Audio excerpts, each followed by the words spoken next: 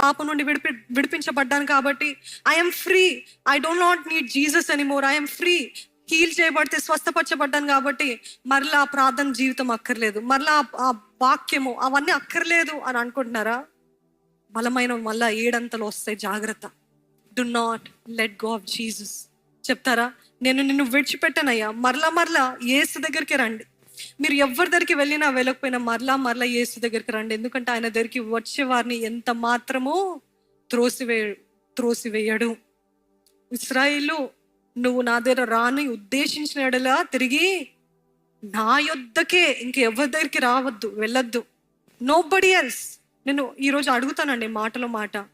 ఈరోజు చాలా మంది మీలో మనుషులు ఆధారం చేసుకుంటున్నారు, మనుషుల పైన ఆధారపడుతున్నారు. బ్లైండ్లీ మీ హార్ట్ ఇచ్చేస్తారు వాళ్ళకి, మీ దేహం ఇచ్చేస్తారు, మీ సమస్తం ఇచ్చేస్తారు.